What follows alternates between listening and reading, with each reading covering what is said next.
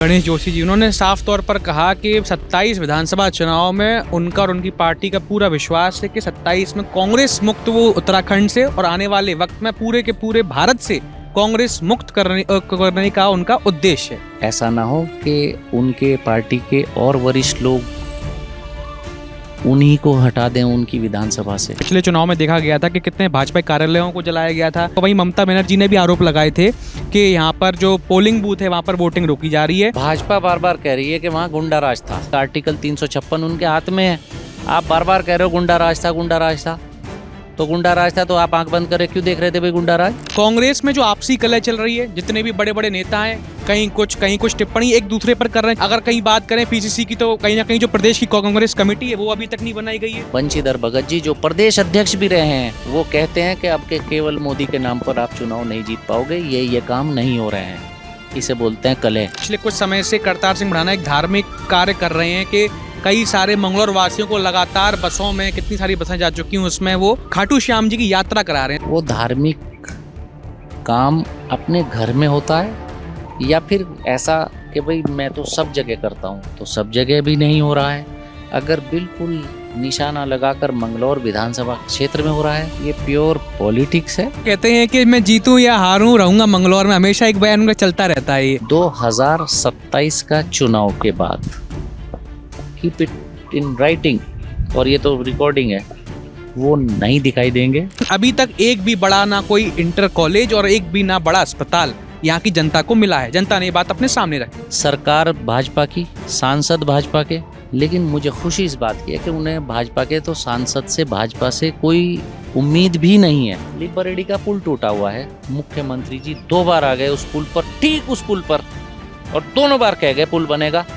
विधानसभा में मेरे सवाल का जवाब देते हैं जब बनेगा, क्यों नहीं बन रहा? भाजपा वालों ने बुलाया, मैं बुलाया भी नहीं, मैंने नहीं बुलाया मुख्यमंत्री जी को वहाँ पर, ना मैं उनके कार्यक्रम में गया क्योंकि वो पॉलिटिकली आए थे।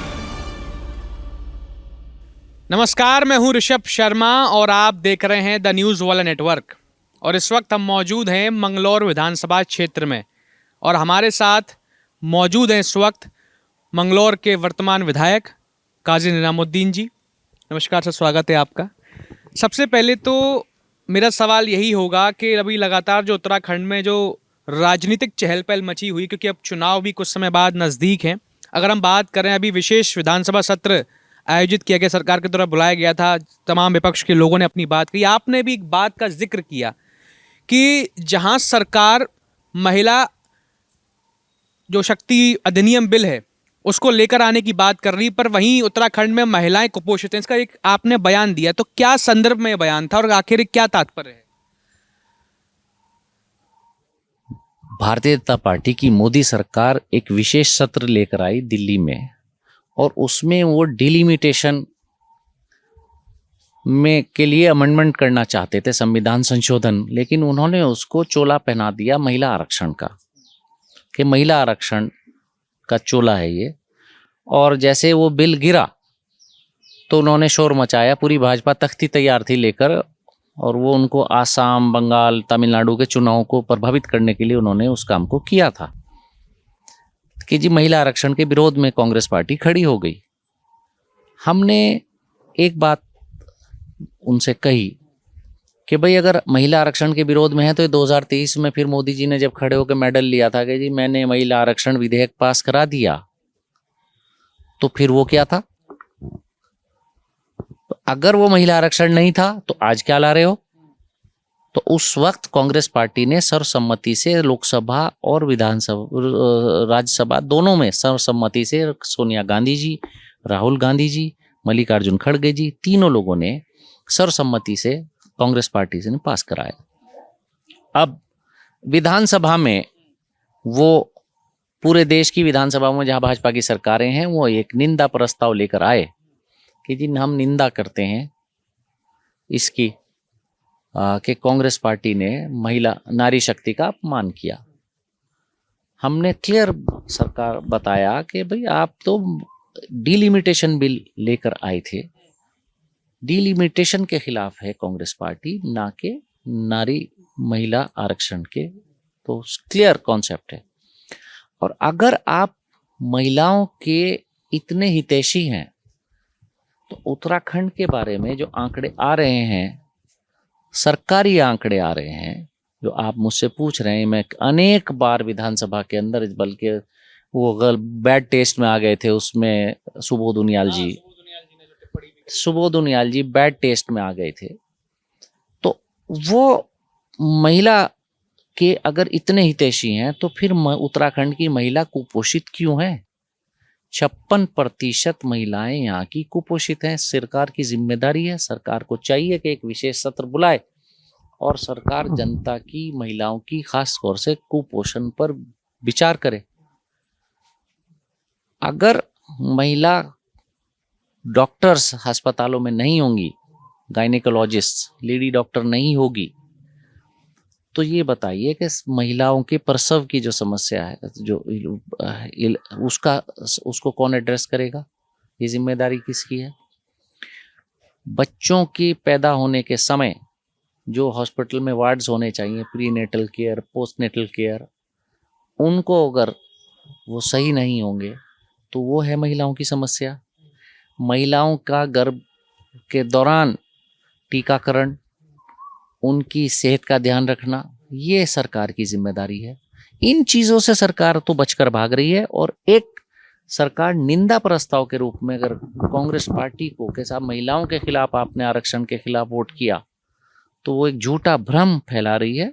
तो ये भाजपा झूठ पर टिकी हुई पार्टी है। एक नैरेटिव बनाते हैं, वो भी झूठा नैरेटिव बनाते हैं, तो ये पब्लिक को बहकाने का काम करते हैं। तो वो कम से कम अब जनता नहीं होने देगी। अच्छा, जैसे कि आपने जो बात करी कि और इम्पोर्टेंट उसमें जो मेल फीमेल अनुपात है, सेक्स रेशो है, वो देश में सबसे कम है। उत्तराखंड जैसे प्रदेश में, जहाँ लोग अच्छी संख्या में शिक्षित हैं, देश के अच्छे शिक्षित राज्यों में उत्तराखंड का नंबर आता है। तो ये जिम्मेदारी सरकार की है। वो भारत सरकार ने जो आंकड़ा पेश किया, वो भी होम मिनिस्ट्री ने, तो वो एक उत्तराखंड के लिए बहुत अच्छी चीज़ नहीं है और शर्म की बात है। तो ये सरकार की जिम्मेदारी है। अच्छा, जैसे कि आपने जो बताया कि अभी सरकार का जिक्र किया, तो अगर मैं बात करूं, बीते कुछ समय पहले जो 5 राज्यों में विधानसभा चुनाव संपन्न हुए, अगर हम बात करें पश्चिम बंगाल की, जो पश्चिम बंगाल में इतना बड़ा बदलाव देखने को मिला है कि टीएमसी का जो गढ़ कहा जाता था पश्चिम बंगाल को, उसे भारतीय जनता पार्टी ने भेद कर अपनी जगह बनाई है। अभी कुछ समय पहले भाजपा के जो संगठन है और जो लोग हैं, उन्होंने जश्न भी मनाया जगह जगहों पर और कहा कि अब दीदी का या गुंडा राज जो है चला गया। अगर मैं ये जानना चाहूँ कि उनका सीधे तौर पर आरोप ये था कि जहाँ जहाँ पर महिला आरक्षण का विरोध किया गया, जिन जिन लोगों ने, जिन जिन पार्टियों ने विरोध किया, वहाँ उन राज्यों में कहीं ना कहीं उसका अंजाम भुगता है पार्टियों ने, विपक्ष ने। इस विषय पे आप क्या कहना चाहेंगे? केरला में हम जीते हैं, तो वो भी एक देश का हिस्सा है, तो क्या वहाँ तक ये मैसेज नहीं पहुँचा होगा? रहा सवाल इसका कि तमिलनाडु में भाजपा तो जीती नहीं है, वहाँ टीवी के जीती है। अब बंगाल में आप आए या आसाम में आए, जो लोकतंत्र का गला घोंट कर अगर भारतीय जनता पार्टी की सरकार अगर चुनाव लड़ती है और जीतती है, अगर चुनाव आयोग और पैरामिलिट्री फोर्सेस को अगर चुनाव में झोंकने लगे, तो फिर तो कोई कुछ भी कर सकता है। अगर आप ये बताइए कि एसआईआर में अगर आप वन साइडेड, बिना सुनवाई के अगर काम करने लगे चुनाव आयोग, और अगर उत्तर प्रदेश के आईपीएस अधिकारी वहां जाकर एसएसपी के रूप में या बल्कि थानेदार के रूप में अगर काम करने लगे, लाठी लेकर दीवान और कांस्टेबल का काम अंजाम देने लगे और पब्लिक को वोट डालने से रोकने लगे, तो फिर तो कोई सा भी चुनाव प्रभावित किया जा सकता है। मंगलौर का उपचुनाव था, यहाँ क्या कमी छोड़ी थी?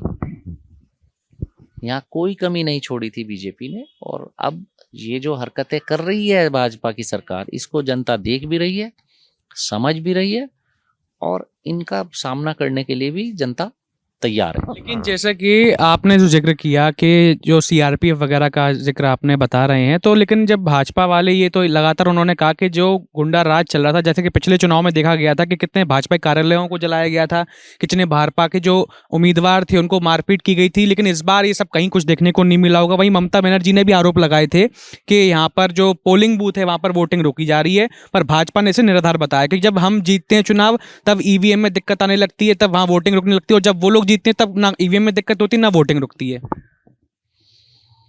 भाजपा बार बार कह रही है कि वहां गुंडा राज था। ठीक, गृह मंत्री कौन है भारत सरकार का? अमित शाह जी। उनके हाथ में क्या संविधान की किताब या शक्तियां नहीं है? कभी भी कोई सरकार अगर असंवैधानिक काम करती है, राज्य सरकार कोई असंवैधानिक काम करती है, तो केंद्र सरकार को पूरी तरह अधिकार है उस सरकार को हटाने का, उस विधानसभा को भंग करने का, सरकार को हटाने का। आर्टिकल 356 उनके हाथ में है। आप बार बार कह रहे हो गुंडा राज था, गुंडा राज था। तो गुंडा राज था तो आप आंख बंद करे क्यों देख रहे थे भाई गुंडा राज? आप गुंडा राज था तो जस्टिफाई करते गुंडा राज है। तो 15 साल आप भी 13-14 साल आपको सरकार, 13 साल आपको सरकार में हो गए भाई। मोदी जी प्रधानमंत्री हैं और आप लोह पुरुष और सशक्त प्रधान गृह मंत्री की, आपको चाणक्य की आपको उपाधियों से नवाजा गया है। तो आप उसको आंख बंद करके क्यों देखते रहे? आपने अपनी शक्तियों का प्रयोग क्यों नहीं किया? धारा 356 लगाकर क्यों नहीं उस सरकार को बर्खास्त किया, उसको हटाया क्यों नहीं? अभी भी तो मुख्यमंत्री जो ममता बनर्जी हैं, इस्तीफा देने से इनकार कर रही हैं, अभी भी लगातार ये बयान निकल कर आ रहे हैं। वो पॉलिटिकल इश्यूज हैं वहाँ के जो आज के हैं। मैं तो अमित शाह जी से पूछ रहा हूँ कि आप बार बार वहाँ कई भाषण देते हैं, घुसपैठिया। घुसपैठिया कौन होता है? जो बिना इजाजत के घुस आए। कहाँ से घुसेगा? सीमाओं से घुसेगा। भारत की सीमाओं की रक्षा की जिम्मेदारी किसकी है साहब? किसकी जिम्मेदारी है? आर्मी भारत सरकार के इशारे पर है। वहाँ पैरामिलिट्री फोर्सेस हैं, आर्मी बॉर्डर पर नहीं होती। फ्रंट वहाँ होती है बीएसएफ या अलग अलग बॉर्डर्स पर, कहीं आईटीबीपी है, कहीं बीएसएफ है, अलग अलग सीमा सुरक्षा बल अलग अलग जगह हैं। वो किसके? सीधा सीधा भारत सरकार के गृह मंत्री जी के देखरेख में आती हैं। तो अगर घुसपैठ हो रही है तो आप क्या कर रहे हैं साहब 13-14 साल से? और अगर हो चुकी है तो आपने 12-13 साल में उनको निकाला क्यों नहीं? उसी का तो जिक्र कर रहे हैं। वो एसआईआर जो लेकर आए हैं, वो बार बार कह रहे हैं कि एसआईआर से जो घुसपैठी हमारे देश में आ गए, चाहे किसी भी जगहों से, देशों से आ गए, उनको इसलिए निकालने का काम एसआईआर के माध्यम से किया जाए। मैं आपसे यही कह रहा हूं कि 2, 10, 20, 50, 100 लोग अगर गलत आ जाएं तो हो सकता है चूक हो गई होगी, लेकिन अगर भारत सरकार ये क्लेम कर रही है कि इतने लोग अवैध रूप से आए, तो जिसकी देखरेख में सीमाएं हैं उससे सवाल नहीं पूछा जाएगा ये आए कैसे? अरे आप किसी भी रहते हुए इंसान के अगर कागजों को मानने से इनकार कर दोगे, सपोज आप ही के कागज मानने से अगर इसे इनकार कर दे और सुनवाई ना करें, तो आप मेरे कागज अगर सुनने से मानने से इनकार कर दें तो कभी भी किसी को भी घुसपैठिया कहा जा सकता है। वो एक उड़ीसा में उसकी डेथ हो गई महिला की, उसकी डेथ सर्टिफिकेट देने को जब प्रशासन तैयार नहीं हुआ, मजबूरी में उसने उसको कंधे पर उठाया उसकी शव को और वहां से निकाल कर वो लेकर आया। कितनी तकलीफ दे मंजर था, तो भी तो माना कि वो मर गई। अगर ऐसे एक मिसाल, वो तो सबके सामने जीती जागती मिसाल अभी निकल कर आई है, दिल दुखाने वाली। तो आप किसी के पेपर्स को मानने से इनकार कर दो कि हम इसको नहीं मानते, तो फिर हो, आप किसी को भी डिक्लेयर कर दो। अलग अलग ट्रिब्यूनल्स में जब वो मामले जाएंगे, वहाँ वो अपनी अपनी बात रखेंगे। जिन लोगों को ये कहा जा रहा है कि आपके पेपर सही नहीं थे, हम आपके वोट काट रहे हैं, तो अगर अब वो ट्रिब्यूनल्स तय करेंगे कि वाकई ये पेपर सही थे या नहीं थे, तो आखिरकार वो डिसीजन वहाँ लिए जाएंगे। प्रथम दृष्टिया किसी को भी आप ये एक बीएलए, एक बीएलओ या एक चुनाव अधिकारी किसी को ये कह दे तुम यहाँ के वोटर नहीं हो, दुनिया में हिंदुस्तान खास तौर से कानून का राज है। यहाँ पर जमीनों पर विवाद होते हैं तो पटवारी रिपोर्ट लगा दे ये इसकी जमीन है या इसकी जमीन नहीं है, तो वो फाइनल वर्डिक्ट नहीं हो जाता, वो भी फिर चैलेंज होता है कोर्ट में। रेवेन्यू कोर्ट्स हैं, फिर जब एसडीएम के यहाँ होगा, डीएम के यहाँ होगा, कमिश्नर के यहाँ होगा, अलग अलग लेवल है, और वहाँ भी अगर सुनवाई नहीं होगी तो फिर उसके बाद भी रेवेन्यू कोर्ट्स हैं, फिर उसके बाद हाई कोर्ट और सुप्रीम कोर्ट बनते हैं, उसमें सुनवाई होती है। वहाँ कई बार सरकारी डिसीजंस बहुत ऐसे हैं जो पलटे जाते हैं। तो किसी व्यक्ति को एक सक्षम अधिकारी कह दे, एक अधिकारी ये कह दे कि साहब हम आपको यहाँ का नागरिक नहीं मान रहे, उसकी कहीं सुनवाई होगी? नहीं होगी। हाँ, कोई गलत है उसका कोई साथ ना देगा ना कोई फेवर करेगा, लेकिन इतनी भारी तादाद में अगर कहीं से घुसपैठ हुई है तो कब हुई है ये भी तो पता लगना चाहिए, किसके रहते हुए हुई है ये भी तो पता चलना चाहिए, किस सरकार के रहते हुई है ये भी पता चलना चाहिए, और उस सरकार को बताना चाहिए कि भाई इतनी भारी तादाद में घुसपैठ हमारे देश में कब में हो गई, कब हुई, उसकी जिम्मेदारी भी तो किसी को लेनी पड़ेगी। छोटी मोटी संख्या में 150 लोगों अगर आए होंगे तो उसकी भी जिम्मेदारी लेनी होगी, एक व्यक्ति की भी जिम्मेदारी लेनी पड़ेगी। कैसे हमारी सीमा के अंदर, जब हमारी सीमाएं सैटेलाइट भी है, इलेक्ट्रिक वायर्स भी हैं, हमारे फिर पैरामिलिट्री फोर्सेस हैं, फिर बैकअप में आर्मी है, हमें अपनी आर्मी पर, हमको अपनी पैरामिलिट्री पर पूरा विश्वास है, पूरा यकीन है कि वो किसी भी अवैध व्यक्ति को देश के अंदर दाखिल नहीं होने देंगे। तो हमारी मिलिट्री, हमारी पैरामिलिट्री बहुत मुस्तैद है। ये तो पॉलिटिकल एजेंडा के तहत ये भारतीय जनता पार्टी की सरकार ये बात कर रही है। अच्छा, अगर मैं अब ये बात करूं राजनीति उत्तराखंड की, क्योंकि उत्तराखंड के विधानसभा चुनाव भी कुछ समय बाद बस आने वाले हैं। अगर बात करें कांग्रेस की, कांग्रेस पार्टी लगातार अपने भाषणों में, उद्बोधनों में ये बात का जिक्र करती है कि कांग्रेस इस बार पूरी तरीके से सशक्त होकर के सरकार बनाएगी। लेकिन मेरा सवाल ये है कि कांग्रेस सरकार बनाएगी कैसे, क्योंकि कांग्रेस में जो आपसी कलह चल रही है, जितने भी बड़े बड़े नेता हैं, कहीं कुछ टिप्पणी एक दूसरे पर कर रहे हैं। चाहे हरक सिंह रावत की अगर हम बात कर लें, हरीश रावत जी की बात कर लें, अगर कहीं बात करें पीसीसी की, तो कहीं ना कहीं जो प्रदेश की कांग्रेस कमेटी है वो अभी तक नहीं बनाई गई है। तो आखिर संगठन इतना कमजोर अगर है कांग्रेस का, तो 27 में कैसे सरकार बना रही है कांग्रेस? मैं आपसे ही जानना चाहता हूँ। आपने कमजोर कह दिया और मैंने कमजोर मान लिया है? तो आप कौन से डॉक्टर हो जो आपने कह दिया साहब इसमें विटामिन बी की कमी है? अरे हमारा संगठन मजबूत है, बिल्कुल मजबूत है, काम कर रहा है, लोगों के बीच में है, जनता के बीच में है, हमारे ऑफिस बियरर्स, हमारे जिम्मेदार लोग। ये तो पब्लिक नैरेटिव, एक परसेप्शन जो बीजेपी का एक आईटी सेल चलाता है, उस नैरेटिव को आपने भी सुना और आपने वो सवाल मुझसे कर दिया। कांग्रेस पार्टी का संगठन पूरा बराबर बना हुआ है, बराबर मजबूत है। लेकिन आप ये बात मानते हैं कि जो कलह चल रही है, यथावत कभी कभी चेंजेस होते हैं, हर संगठन में होते हैं, वो होते रहते हैं, छोटे छोटे चेंजेस आते रहते हैं, वो भी होते हैं, कभी कभी बड़े बदलाव आते हैं, वो भी होते रहते हैं। वो एक निरंतर प्रक्रिया है। वो जिलाध्यक्ष अभी हमने कुछ बदले, कुछ वो रहने दिए, प्रक्रिया के तहत किए, वो सब हाँ चलती हुई प्रक्रिया है, हर संगठन में चलती है। अब आइए कलह की बात। कलह बोलते हैं उसको कि जब जिला योजना की बैठक चलती है जिसमें पूरे अधिकारी होते हैं, कलेक्टर समेत सारे आईएएस अफसर और सब लोग वहाँ मौजूद होते हैं, और वहाँ पर प्रदेश के सबसे सीनियर राजनीतिक व्यक्ति जो भारतीय जनता पार्टी के प्रभारी विधायक भी हैं 6 बार के, बंशीधर भगत जी, जो प्रदेश अध्यक्ष भी रहे हैं और जो मुख्यमंत्री का पद छोड़कर सभी पदों पर रह चुके मंत्री रहे यूपी में, वो कहते हैं कि अब के केवल मोदी के नाम पर आप चुनाव नहीं जीत पाओगे, ये काम नहीं हो रहे हैं। इसे बोलते हैं कलह, उसको बोलते हैं कलह। जो रोज मुख्यमंत्री जी पर अरविंद पांडे जी शार्प क्रिटिसिज्म जिनके आते हैं, उसको कलह बोलते हैं। पांडे जी तो प्रेस कॉन्फ्रेंस अभी करी, आपने भी देखी होगी, वो तो नकार दी उन्होंने, कहा कि गोदयाल जी जो हैं सब गलत सलत कहानी बता रहे हैं, ना मैंने कोई लेटर जारी किया, ना मैंने कुछ ऐसा कहा है। साफ अभी प्रेस कॉन्फ्रेंस हुई परसों नरसों भाजपा कार्यालय में, उन्होंने साफ इस चीज को नकार दी कि जो कांग्रेस है वो नैरेटिव सेट करती है और कहीं ना कहीं फेक खबरों को फैलाने की कोशिश करती है।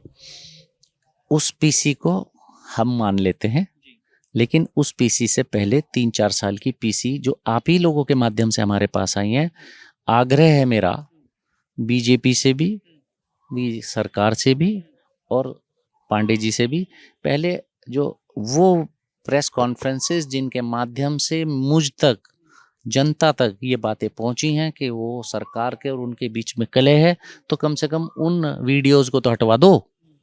आप ही लोगों के माध्यम से तो मेरे पास आई है। विधायक कहते हैं पब्लिकली कि अगर अधिकारी काम नहीं करेंगे तो जूते सिर पर मारूंगा। इसे कलह बोलते हैं। कलह उसे बोलते हैं जो सड़कों पर खड़े होकर खनन के ट्रक पकड़ते हैं विधायक, पब्लिकली अपनी सरकार को आईना दिखाने के लिए, उसको कलह बोलते हैं। कलह बोलते हैं जो अभी पूर्व अध्यक्ष मंदिर समिति अजेंद्र जी ने क्या क्या कहकर, जो बड़े एक पदाधिकारी हमेशा बने रहे हैं, उन्होंने जो बयान देकर जो संन्यास लेने की बात कही है, कलह इसको बोलते हैं। ये कलह, सारी कलह भारतीय जनता पार्टी में इस समय है। हमारे संपर्क में इनके इतने लोग हैं कि हम लोग अभी बहुत विचार कर रहे हैं कि भाई कहाँ किसको हम अकोमोडेट कर सकते हैं तो करें, लें, वरना इग्नोर करें। अच्छा, लेकिन आप कलह उनकी है। हमारी पार्टी आज भी, हमारी शैलजा जी हमारी प्रभारी हैं, उनका गढ़वाल, हरीश रावत जी जो थे, उनका गढ़वाल दौरा है उनका, वो गढ़वाल दौरे पर वो आज भी सभी लोग उनके साथ उस दौरे पर हैं। सभी लोग एकजुट होकर, अभी हमारे युवा प्रदेश अध्यक्ष के, यूथ कांग्रेस के प्रदेश अध्यक्ष ने जो पदभार ग्रहण किया, सभी लोग वहां मौजूद थे। तो ये हमारे, आपने ये देखा, मेरा आप फिर सवाल सुन लीजिए, मैंने आपसे ये पूछा कि जैसे कि हरीश रावत जी ने साफ तौर पर अपनी पोस्टों में ये बात कही और हरक सिंह रावत जी ने भी पीसी में साफ तौर पर कहा कि अगर मैं हूं या कोई भी व्यक्ति है, उसे घमंड नहीं होना चाहिए कि अगर वो पार्टी में नहीं रहेगा तो कहीं ना कहीं उसकी वजह से पार्टी नहीं चलेगी। और वहीं हरीश रावत जी का भी बयान आया कि मेरी पार्टी, कई लोग जो मुझ पे ऐसे ऐसी बयानबाजी कर रहे हैं, मैं उनसे कहना चाहता हूं, साफ तौर पर उन्होंने कहा कि कहीं हरक सिंह रावत की तरफ ही इशारा किया। तो ये जो कलह है, चलिए ये कलह अंदरूनी हो तो ठीक है, लेकिन ये जब खुल के जनता के सामने आ रही है तो फिर क्या देखेगी जनता, किस तरह से फिर कहीं ना कहीं कांग्रेस सरकार बनाएगी? मैं तो ये जानना चाह रहा हूं आपसे। उत्तराखंड के वरिष्ठतम नेताओं में डॉक्टर मुरली मनोहर जोशी जी का नाम आता है, जो भारतीय जनता पार्टी के वरिष्ठतम नेता हैं आज की तारीख में। और उन्होंने अभी मोदी जी की विश्व गुरु वाली जो मुहिम है, उसको सब पब्लिकली धोया कि कोई विश्व गुरु नहीं है, कहीं विश्व गुरु नहीं कहा जा सकता। इसे बोलते हैं कलह। जो डायरेक्ट प्रधानमंत्री मोदी जी को या मोदी सरकार को सीधे सीधे कटघरे में लाकर खड़ा कर रहे हैं, इसको बोलते हैं कलह। ये है कलह। तो कांग्रेस में नहीं, आप ये मानते हैं? कांग्रेस में हमारे यहाँ सब लोग एक प्लेटफॉर्म पर, सब लोग एक साथ काम कर रहे हैं। हम सब लोग एक दूसरा के बातें सुनकर, समझकर काम कर रहे हैं।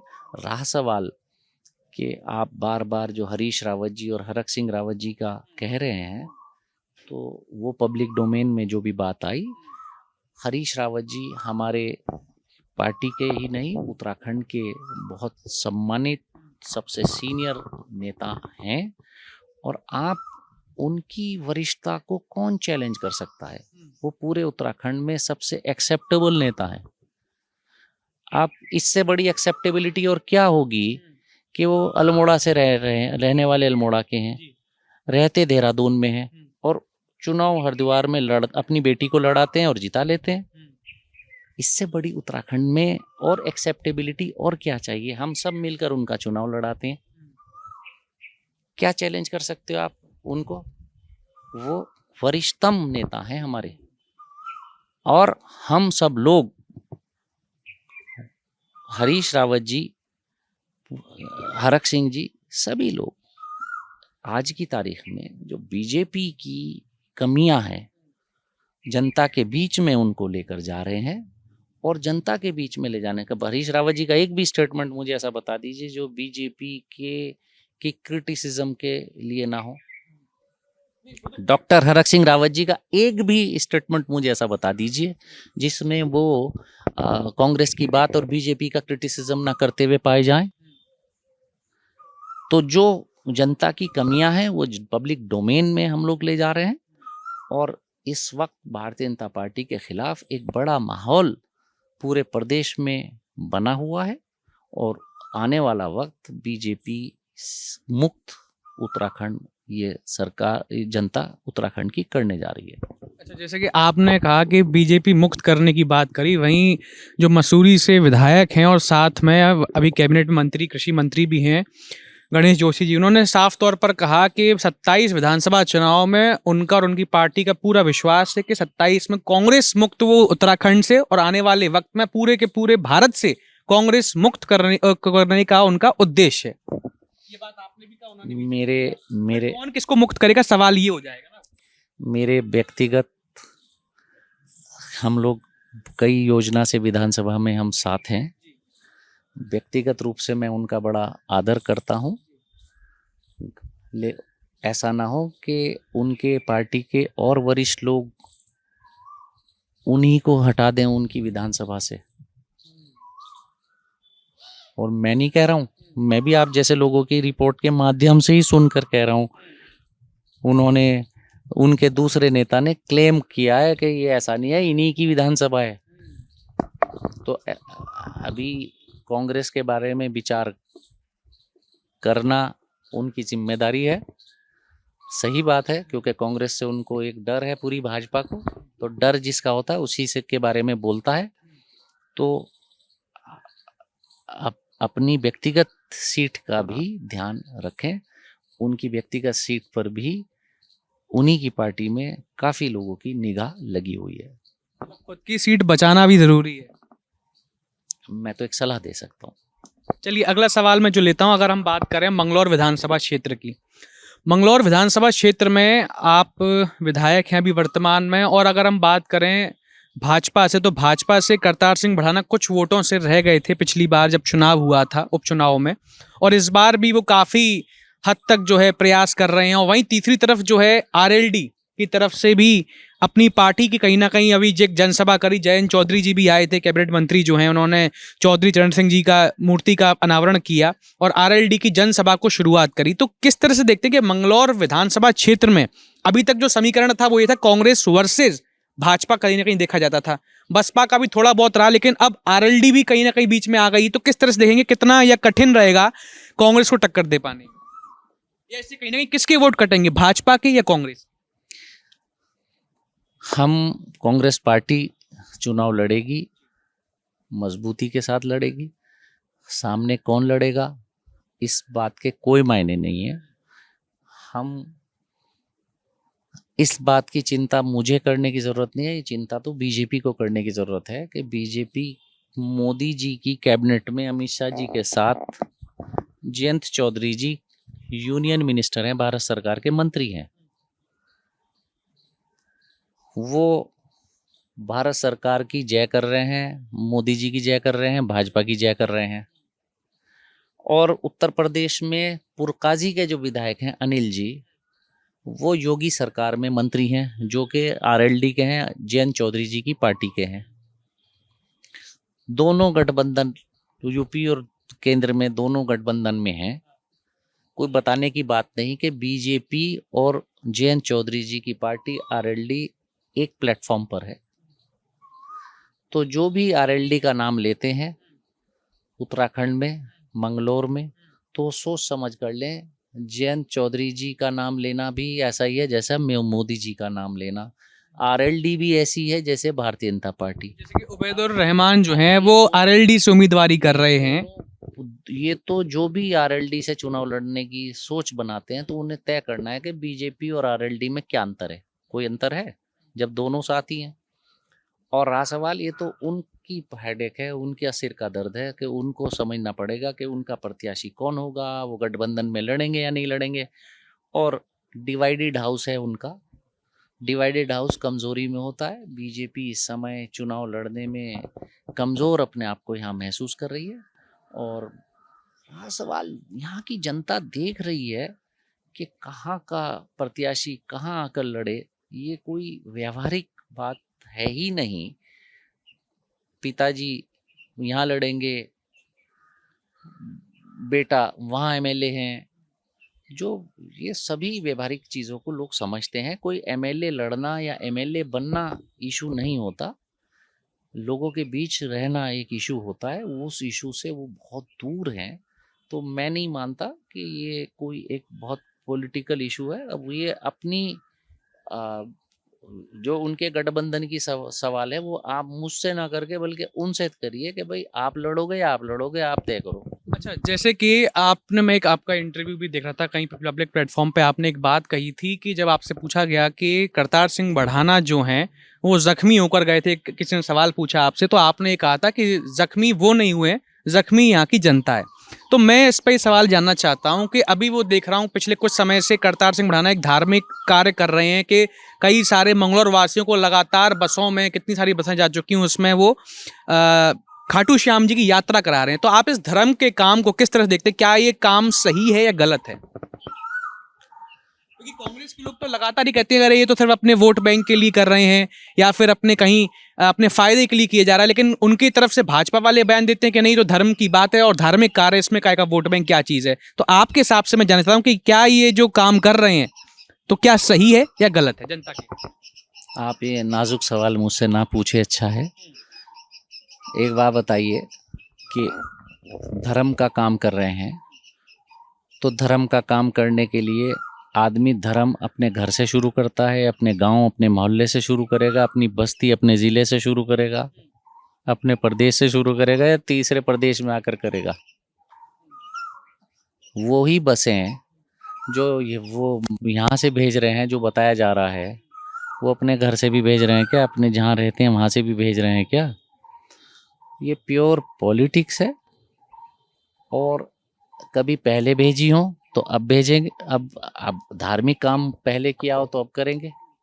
वो धार्मिक काम अपने घर में होता है या फिर ऐसा कि भाई मैं तो सब जगह करता हूँ, तो सब जगह भी नहीं हो रहा है।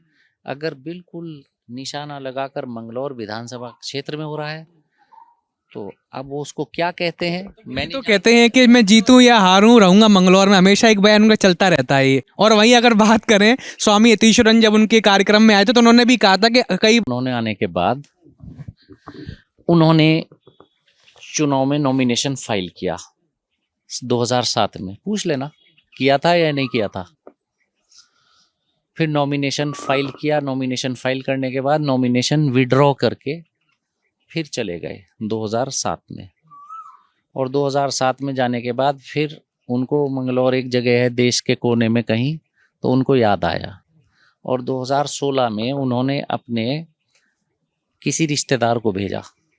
वो लोक दल के टिकट पर वो आए और वो आने के बाद उन्होंने चुनाव लड़ा और चुनाव लड़ने के बाद उनको बहुत कम वोट मिले रिश्तेदार साहब को और फिर चले गए।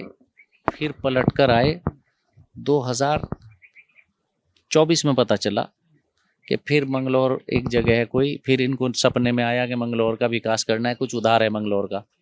फिर मंगलौर का उधार उतारने 2024 में आए हैं।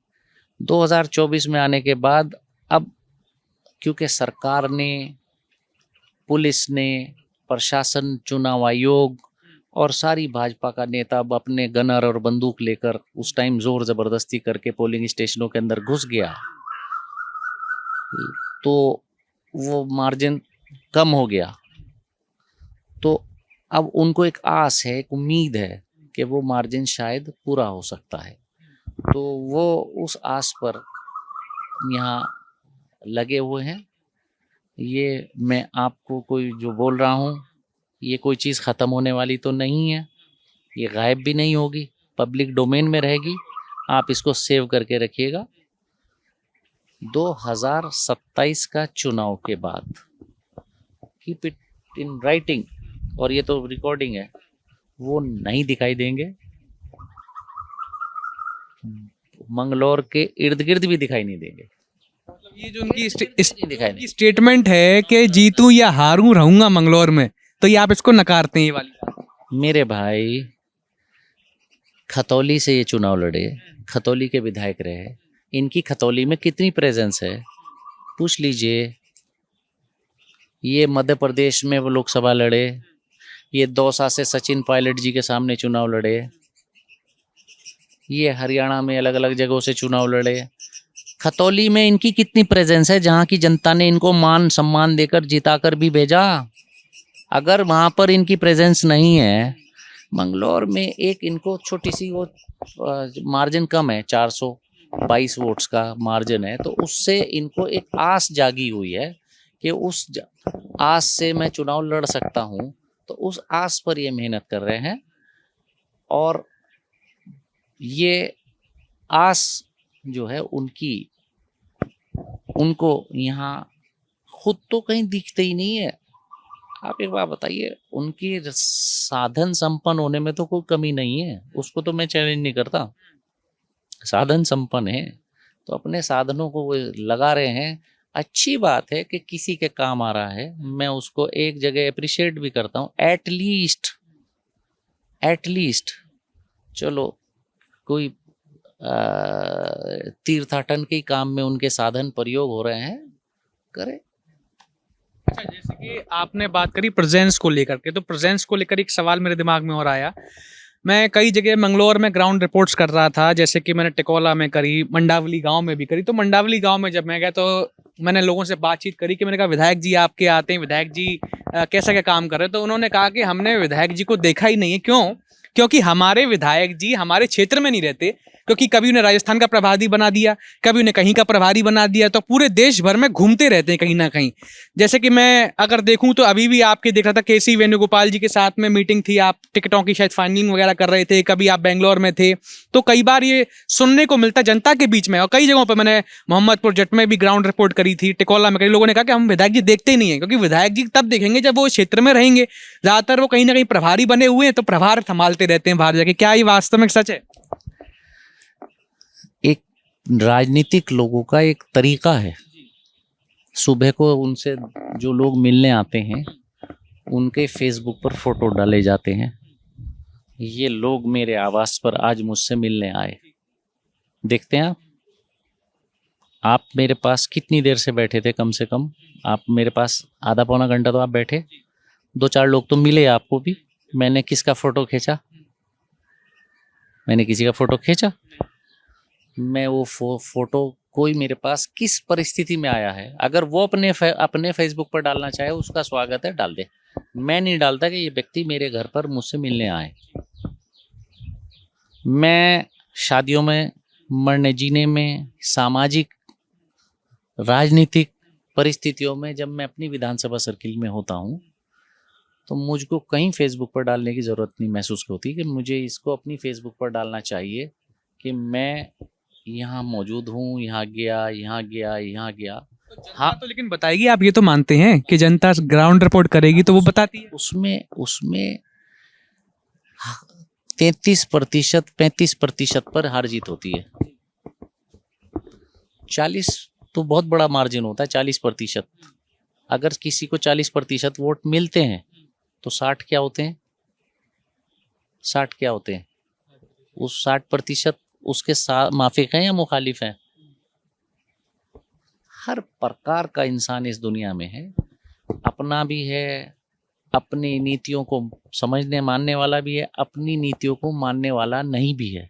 हर नीति का, हर राजनीतिक सोच का व्यक्ति है। आपको सड़क पर हर प्रकार का आदमी मिलेगा, और ये मैं बहुत ही लोकतांत्रिक सोच का व्यक्ति हूँ।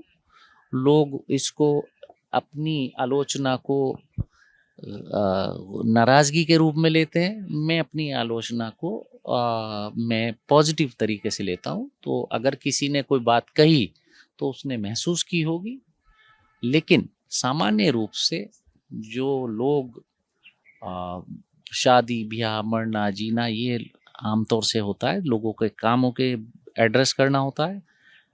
आप ही हैं मेरा, अगर कभी कभी रेयरेस्ट ऑफ रेयर ऐसा होता है कि फ़ोन नहीं मिल रहा होगा, मैं आपके साथ हूँ, अभी मैंने फ़ोन साइलेंट किसी के हाथ में दे रखा है, अगर इस बीच में किसी की कॉल्स आएंगी तो मैं कोशिश करूँगा कि मैं उनको कॉल बैक करूँ।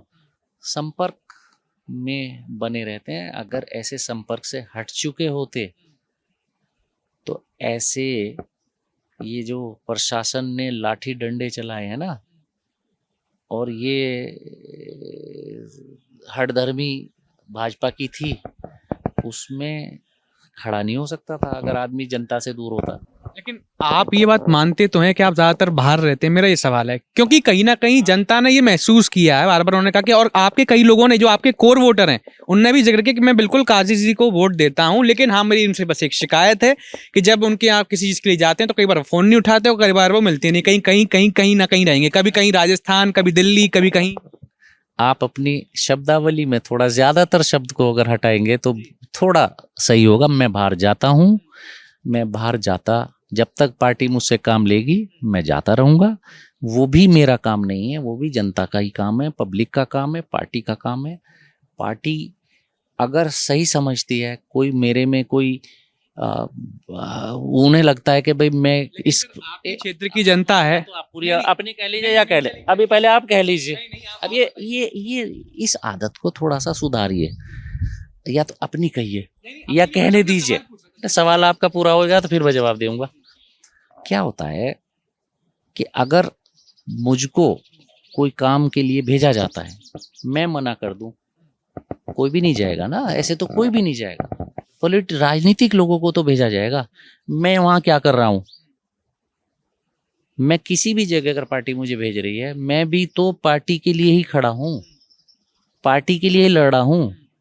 अगर आप मुझे कहीं वेणुगोपाल जी के साथ देखा या कहीं देखा या किसी जगह देखा, तो किसी कोई 5 स्टार होटल के डिनर में किसी फिल्म स्टार के साथ देखा, मुझे आपने किसी क्रिकेटर के साथ कहीं आईपीएल के मैच देखते हुए ताली बजाते देखा, मुझे किसी शौकीनी की जगह कोई मुझे पर्यटक स्थल पर मुझे घूमते देखा, वहां मैं मोदी सरकार के सामने, योगी अमित शाह जी की सरकारों के सामने हम लोग स्ट्रगल कर रहे हैं, भरी गर्मी में, भरी धूप में हम लोग सड़कों पर घूम रहे हैं। हमारा मकसद क्या है कि किसी सूरत इस भाजपा सरकार को जहां भी हो हम काम करें, भाजपा सरकार को हराएं, और किसी भी सूरत कांग्रेस पार्टी वहां आए और कांग्रेस पार्टी वहां राहुल जी इस देश के प्रधानमंत्री बने। अब एक मिनट, अब इस बीच में वो काम भी और ये काम भी, दोनों के बीच में संतुलन बनाए रखना मेरा काम है। हम लोग कोशिश करते हैं उस संतुलन को हम बनाए रखें। मेरी पूरी तरह यहाँ प्रेजेंस बनी रहती है, और मैं घर पर हूँ या घर पर ना हूँ, यहाँ पर अलग अलग जिम्मेदार लोग यहाँ रहते हैं। जिन लोगों के जो समस्याएं हैं उनको हम लोग पूरी तरह एड्रेस करते हैं। मैं अपने घर का पर जो आदमी यहाँ जिम्मेदार होते हैं उनके लगातार संपर्क में रहता हूँ, कौन कौन आए, कौन कौन गए, किस किस का काम हुआ। हम लोग घर आए हुए काम को हम लोग नोट करते हैं, हमारे पास पूरा रिकॉर्ड रहता है। हम लोग जो काम नहीं भी कर पाते उसका भी हम लोग आकलन पीछे करते रहते हैं, उनके पीछे भी हम लोग करते रहते हैं कि ये काम हम पेंडिंग है, हम नहीं कर पा रहे या हम नहीं कर पाए, इनको किस दिशा में हमको। जैसे कि मैंने टिकोला गांव के क्षेत्र में भी एक ग्राउंड रिपोर्ट करी थी, वहां से भी एक बात निकल कर आई थी कि काजी जी ने अभी तक एक भी बहुत बड़ा कॉलेज, इंटर कॉलेज क्यों नहीं दिया मंगलौर विधानसभा में, और या फिर एक बहुत बड़ा अस्पताल जो कि मूलतः सबसे बड़ा एक जो बुनियादी चीज रहती है स्वास्थ्य के क्षेत्र में, वो क्यों नहीं अभी तक दी, जबकि आप या कहीं ना कहीं आपसे पहले भी सरकार रही है, कहीं ना कहीं कांग्रेस के कहीं ना कहीं विधायक रहे हैं यहाँ पर, लेकिन अभी तक एक भी बड़ा ना कोई इंटर कॉलेज और एक भी ना बड़ा अस्पताल यहाँ की जनता को मिला है। जनता ने ये बात अपने सामने रखी। आप एक बार पूछेगा जरूर विधायक जी से कि क्यों, आखिर उसमें देरी क्यों रही। मुझे तो बड़ा अच्छा लगता है कि टिकोला के लोगों ने कम से कम मुझसे एक उम्मीद तो है। उन्होंने, आपने जब बात की होगी तो उन्होंने मुझसे सवाल किया होगा ना, है ना? मेरे अलावा सांसद भी तो है ना यहाँ, सांसद साहब से तो नहीं किया? नहीं, आपसे भी, आप तो विधायक, आपके क्षेत्र विधानसभा का विधायक जिम्मेदार है कि नहीं? फिर मैं आपसे बात कर रहा हूँ, या तो आप अपनी कहते रहिए, अभी इंटर बीच में नहीं, ये तरीका ठीक नहीं आप लोगों का। आप ही बताइए कि सांसद बड़ा या विधायक बड़ा? सांसद सरकार भाजपा की, सांसद भाजपा के, लेकिन मुझे खुशी इस बात की है कि उन्हें भाजपा के तो सांसद से, भाजपा से कोई उम्मीद भी नहीं है। मैंने किया नहीं किया इसका भी मैं जवाब दूंगा, लेकिन कम से कम उनको मुझसे एक उम्मीद है, यानी मैं उनके संपर्क में रहता हूँ, उनकी सुनता हूँ और उस उम्मीद को पूरी करने की संभावना भी मुझसे है।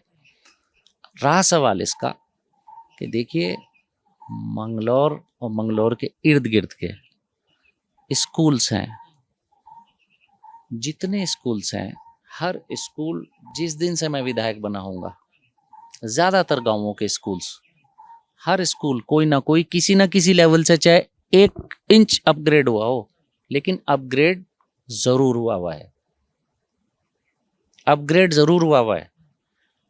अब आइए अस्पताल की बात और कॉलेज। अस्पताल की भी बता रहा हूँ। CHC गुरुकुल नारसन है। आप क्या समझते हो CHC गुरुकुल नारसन को? कोई छोटा अस्पताल है? वो बहुत बड़ा अस्पताल है। अब मंगलौर में CHC है, किसी विधानसभा में 2 CHCs नहीं है। अब उसको चलाना सरकार का काम है, हॉस्पिटल को चलाना विधायक का काम नहीं है, उसको चलाना सरकार का काम है। उसमें कितने डॉक्टर सरकार लाती है, कितने उसमें दवाएं लाती है, उसमें मेडिकल पैरामेडिकल स्टाफ कितना है, ये काम सरकार का है। बने बनाए हॉस्पिटल को सरकार ठीक नहीं चलाए तो खराब हो जाएगा। बने बनाए अस्पताल बिल्डिंग छोटी हो लेकिन अच्छी तरीके से वो मैनेज्ड हो जाए तो अच्छा चलेगा। ये सरकार का काम है, यही हमारी लड़ाई है। और रहा सवाल इसका कि अगर हम मेरे साथ, बाय द वे मैं 4 बार विधायक बना हूं, ये सब क्या एक कुदरत की बात है कि चारों बार मैं विपक्ष में रहा हूं। कुछ हमारे साथी ऐसे हैं जो जितनी बार जीते वो सत्ता पक्ष में जीते, लकीली, लेकिन उनके कामों को और मेरे कामों को ऐसे नहीं कि साहब मैंने करवा दिया, अरे भाई दिखाओ दिखाओ, मैंने करवा दिया, अरे भाई दिखाओ, मैंने औद्योगिक क्षेत्र बना दिया, दिखाओ, कहाँ है? कहने से नहीं, दिखाओ।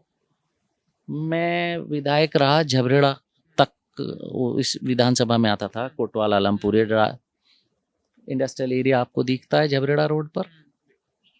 दिखता है आपको? मंडावली में दिखता है इंडस्ट्रियल एरिया? दिखता है जी। छोटी है एरिया में विधानसभा, बड़ी विधानसभा नहीं है। और यहाँ की इत्तेफाक की बात क्या है कि यहाँ की जमीन शुरू से ही महंगी है, उद्योग को सस्ती जमीन की जरूरत होती है। वो मेरे हाथ में नहीं है कि मैं जमीन को सस्ती कर दूं, और करनी भी नहीं चाहिए, अच्छी बात है महंगी वो। क्यों लगा उद्योग, क्यों लगी फैक्ट्रियां? यहाँ पर बिजली की सुविधा हमने दी, हमने मेहनत करके करवाई। यहाँ पर कोई 132 का बड़ा बिजली घर नहीं था। पंडित नारायण दत्त तिवारी जी की सरकार थी, वो सरकार काम करने वाली थी। उस टाइम मैंने 132 का गुड़ मंडी में बिजली घर बनवाया। उसके बाद 2-3 33 के अलग अलग बिजली घर बनवाए, जो था मंगलौर वाला उसे अपग्रेड करवाया, जो मुडलाना में नया बनवाया, अलग अलग बनवाए। एक मिनट, वो अच्छे बिजली घर हुए, बिजली की सप्लाई हुई, तो यहाँ फैक्ट्रियां लगी। अब वो बिजली घर छोटे पड़ने लगे। क्यों? कि अब ये वाली जो गवर्नमेंट है, जो 1700 स्कूल बंद कर सकती है प्रदेश में, जो इस प्रदेश में डॉक्टरों की कमी कर सकती है, जो जिस सरकार के रहते हुए एंटी रेबीज इंजेक्शन, कुत्ता काटने के इंजेक्शन, जिस सरकार के रहते हुए टीबी की दवाएं कम पड़ सकती हैं, जिस सरकार के रहते हुए लगी लगाई फैक्ट्रियां बंद हो रही हैं, वो कुछ भी कर सकती है। इस सरकार के रहते हुए जो महापाप हो रहे हैं, वो मंगलौर भी झेलेगा, वो ही मुख्यमंत्री की कॉन्स्टिट्यूएंसी भी झेलेगी। कानून व्यवस्था खराब है, मुख्यमंत्री की कॉन्स्टिट्यूएंसी में भारतीय जनता पार्टी का पदाधिकारी अगर एक नाबालिग महिला का बलात्कार करता है और गैंग रेप होता है, तो वो कानून व्यवस्था अगर प्रदेश की खराब होगी तो मुख्यमंत्री की कॉन्स्टिट्यूएंसी भी झेलेगी, तो वो मंगलौर भी झेलेगा, वो सब झेलेंगे। लेकिन व्यक्तिगत रूप से जो प्रयास करके हमने की, मंगलौर में 2 विधानसभा में फिलहाल 2 CHC हैं, जो अभी आप देखना किसी भी विधानसभा में 2 CHC आपको शायद नहीं मिले। अच्छा, जैसे कि आपने एक बात का जिक्र ये किया कि कई जिम्मेदारियां जो हैं वो विधायक नहीं सांसद की होती हैं, लेकिन अगर मैं बात करूं, कई बार ऐसा मैं सुनता हूं कि जो विधायक हैं, कई बार विपक्ष के विधायक ये लगातार बात कहते हैं कि हम तो विपक्ष में, हमारे पास कई बार बजट नहीं है, हमारे पास सरकार हमारा सहयोग नहीं करती है। लेकिन वहीं अगर दूसरी तरफ मैं ये देखूं, जो खानपुर के विधायक है उमेश कुमार, वो तो ना किसी विपक्ष में है, और सबसे बड़ी खास बात है ना किसी पार्टी, वो तो निर्दलीय है। निर्दलीय होने के बावजूद भी मुख्यमंत्री से अपने काम वो करा लेते हैं। एक इंटर कॉलेज की, कहीं ना कहीं पॉलिटेक्निक कॉलेज की उन्होंने डिमांड करी, वो अप्रूव हो गई। एक बस सेवा की उन्होंने रूट की बात करी, वो भी अप्रूव हो गया। तो ये कहीं ना कहीं जो बार बार बात निकल कर ये आती है कि विपक्ष के पास, हमारे पास साधन नहीं है, सरकार हमारा सहयोग नहीं करती। जब आपका सहयोग नहीं करी तो उनका सहयोग भी तो कर रही है। जब वो अपना काम करवा सकते हैं तो आप क्यों नहीं करवा सकते? बात ये कहीं ना कहीं निकल कर आती है, जैसे आपने अभी भी कहा। पूरी हो गई। जिस समय धामी जी चुनाव हारे और उनको फिर मुख्यमंत्री का सर भारतीय जनता पार्टी का आशीर्वाद मिल गया, उमेश कुमार जी निर्दलीय विधायक जीते। भाजपा की नीतियों के खिलाफ ही तो उनको जनता ने जिताया। यस और नो? उन्होंने आप जैसे लोगों के माध्यम से आकर उन्होंने कहा कि मुख्यमंत्री जी के पास अब कोई सीट नहीं है चुनाव लड़ने के लिए, क्योंकि विधायक बनना जरूरी है। तो मैं उमेश कुमार खानपुर विधानसभा से इस्तीफा देकर मुख्यमंत्री जी के लिए सीट छोड़ने के लिए तैयार हूं। भले ही उन्होंने इस्तीफा ना लिया हो ना दिया हो, ये ना मैं उस काम को कर सकता और ना मैं करूंगा। मैं जिस जनता का वोट लेकर आया हूं, मैं भाजपा के खिलाफ लेकर आया हूं, तो मैं भाजपा के लिए सीट नहीं छोड़ूंगा। मेरी जनता ने मुझे भाजपा के विरोध में जिताया। जब कभी, एक मिनट, तो वो प्रिविलेज उन्हें था। तो भाजपा के चीफ मिनिस्टर के लिए अगर सीट छोड़ने की बात करके कर सकने का प्रिविलेज उनको था। और रहा सवाल इसका कि आप उनकी किसी चीज को देख रहे हैं, तो मेरे दोस्त जरा 4 पैर चलाकर यहाँ चलिएगा अभी। अरे नवाज, इनको जरा ये मिडिल स्कूल में जो स्कूल बन रहा है ये भी दिखा देना न्यूज वाला को। ये अभी जो स्कूल बन रहा है यहाँ पर वो भी दिखा देना। जो मानक चौक में बन रहा है वो भी, अब जरा प्रचार भी करना शुरू कर दो तुम भी अपना। जरा मानक चौक के स्कूल को भी दिखा देना। और जरा चेयरमैन साहब, जो अभी हमने मंगलौर नगर पालिका का एक मकान खाली था, हमने वो इंटर कॉलेज के लिए दिया है और जिसका एक बजट सैंक्शनिंग आ गई है। वो अभी हम लोग मीडिया से बहुत ज़्यादा मीडिया फ्रेंडली नहीं है, सोशल मीडिया फ्रेंडली नहीं है। हम लोग किसी की शादी में जाकर फोटो फेसबुक पर चिपकाने वाले नहीं है, रील बनाने वाले भी नहीं है। तो मैं अभी इस काम को कर देता हूँ, 2-3 दिन वो रील वील मैं दिखा देता हूँ आपको, फिर 2-3 दिन बाद आप और हम बात कर लेंगे कि मंगलौर में अभी आप जाएंगे मुश्किल से 200 गज दूरी पर अभी आपको दिखेगा कि स्कूल का बिल्डिंग अभी ताज़ा तरीन तैयार हुई है। आप लेफ्ट हैंड पर जाइएगा, यहीं पर देखिएगा और फिर आपको दिखा देंगे। वहाँ काम शुरू हो गया मानक चौक में या नहीं हुआ?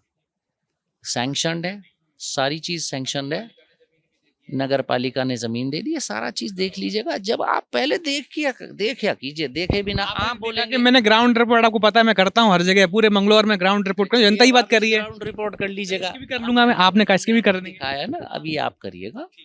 और इसको करने के बाद अकबरपुर में स्कूल आ गया, स्कूल अकबरपुर में स्कूल का काम चल गया। और मतलब मैं एकदम ऐसे रिकॉल भी नहीं कर पाऊंगा, बहुत सारी चीजें हैं जो याद आएंगी, वो आपको हम बताते रहेंगे। चीजें जहां जहां होती रहती हैं वो आती रहती हैं जितनी जरूरत है। देखिए, विकास शब्द लोग आसानी से बोलते हैं, विकास एक निरंतर प्रक्रिया है, ये नेवर एंडिंग है। आज आपने इतना करके छोड़ दिया तो कल को ये कम पड़ेगा, इसको ज्यादा करा जाएगा। मंगलौर के बस अड्डे का पैसा लगभग, अगर मैं सही हूं, 60 लाख रुपया सैंक्शनड है। कब से है, किसके बीच में क्यों रुका हुआ है, विधानसभा में अलग हर जगह हम बोल चुके। मैं अपनी शिकायत कर लूं कि साहब मेरे यहाँ मंगलौर के बस अड्डे का काम नहीं हुआ, तो मुझे कभी कभी राहत मिल जाती है कि जी मैं विपक्ष में हूँ, मैं भाजपा का हूँ नहीं हूँ। जनरल खंडूरी जी की बेटी हैं, जो हमारी स्पीकर हैं, रितु खंडूरी जी, उनका मैं कोई वीडियो देख रहा था। वो कह रही थी वहाँ उन्होंने सारे अधिकारियों को बुलाकर डांट पिला रखी थी कि ये बस अड्डे का काम इतने दिन से सैंक्शन है, ये क्यों नहीं हो पा रहा। जब स्पीकर का काम नहीं है, सरकार कर रही है, तो हम तो थोड़ा बहुत हमारा अफसोस जाके कम हो सकता है। ये तो बीजेपी की गवर्नमेंट है, काम करने की आदत नहीं। लिबरेडी का पुल टूटा हुआ है, वो मेरे रेंज से बाहर का काम है, वो सरकार को करना है। सबसे बड़ा सरकार में कौन? मुख्यमंत्री। मुख्यमंत्री जी 2 बार आ गए उस पुल पर, ठीक उस पुल पर, और दोनों बार कह गए पुल बनेगा। विधानसभा में मेरे सवाल का जवाब पर जवाब देते हैं कि बनेगा, क्यों नहीं बन रहा? भाजपा वालों ने बुलाया, मैं बुलाया भी नहीं, मैंने नहीं बुलाया मुख्यमंत्री जी को वहां पर, ना मैं उनके कार्यक्रम में गया, क्योंकि वो पॉलिटिकली आए थे।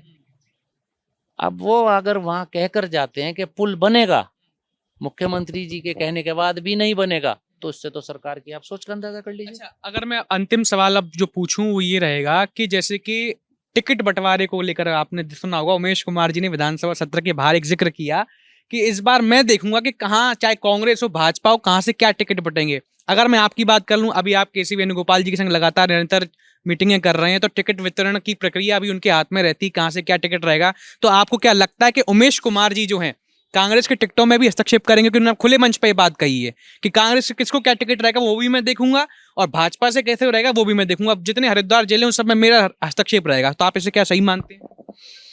देखिए दोस्त, कांग्रेस का कोई पदाधिकारी, कोई लीडर, मैं दूसरे कांग्रेस से बाहर की बात नहीं कर रहा हूं, मैं कांग्रेस के अंदर की बात कर रहा हूं।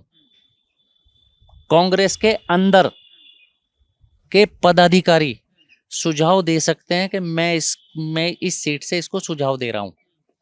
कांग्रेस का बड़े से बड़ा नेता, बड़े से बड़ा पदाधिकारी, दिल्ली से लेकर और छोटी जगह तक, ये नहीं कह सकता कि कांग्रेस के टिकट को कोई भी प्रभावित कर सकता है। कोई अपने प्रदेश का मुख्यमंत्री हो, या अपने प्रदेश का प्रदेश अध्यक्ष हो, या नेता प्रतिपक्ष हो, विधायक हो, या एआईसीसी का पदाधिकारी हो, कितना बड़ा नेता हो, वो कांग्रेस में ये नहीं कह पाएगा कि मैं इस टिकट को मैं प्रभावित करूंगा या मैं तुझको टिकट दिलवा दूंगा। सुझाव उसके लिए जाएंगे, सुझाव उसके अगर प्रक्रिया के तहत सही होंगे तो टिकट होगा, अगर उस प्रक्रिया के, कांग्रेस की प्रक्रिया के तहत टिकट, वो सुझाव ठीक नहीं होंगे तो टिकट नहीं होगा। खुले मंच से कह रहे हैं, ये तो आप मानते हैं? खुले मंच से उन्होंने कहा कि मैं 2 सीटों पर लड़वाऊं या 6 सीटों पर, वो मेरी। मैंने कांग्रेस के अंदर की बात कही, कांग्रेस के बाहर की बात तो कांग्रेस के बाहर वाला क्या कहता है उस पर जवाब देना मैं सही नहीं समझता। मतलब आप इस बात को नकारते रहा हूँ, कांग्रेस के अंदर भी बैठा हुआ आदमी, मैं CWC मेंबर हूँ, और मैं एक स्टेट का इंचार्ज हूँ, दिल्ली स्टेट। मैं ये नहीं कह पाऊंगा कि मैं फला व्यक्ति को टिकट दिलवा दूंगा, या मैं फला सीट के टिकट को मैं प्रभावित कर दूंगा। जिस प्रदेश का मेरे पास प्रभार भी है, मैं वहां भी इस बात की गारंटी, एश्योरेंस कि मैं नहीं कह पाऊंगा मैं इस टिकट को दिलवा दूंगा। मेरा पूछा जाएगा, मैं तर्क के साथ अपनी बात अगर कहूंगा, मेरी बात की सुनवाई होगी, और कांग्रेस पार्टी अपनी प्रक्रिया के तहत अपना टिकट देती है, चाहे वो विधानसभा का हो या लोकसभा का हो। उस प्रक्रिया में अगर वो खरा उतरेगा तो टिकट होगा। कोई कांग्रेस का बड़ा सा बड़ा पदाधिकारी किसी टिकट को प्रभावित करने की क्षमता नहीं रखता। कांग्रेस के बाहर के किसी भी नेता के बारे में तो कहना ही क्या।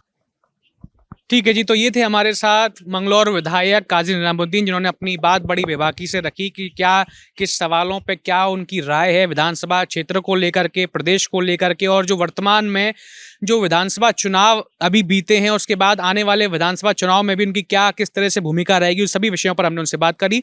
तो आप इस तरह के और भी तमाम ग्राउंड रिपोर्ट्स को, खबरों को देखने के लिए देखते रहिए द न्यूज़ वाला नेटवर्क। बहुत बहुत धन्यवाद, बहुत बहुत शुक्रिया।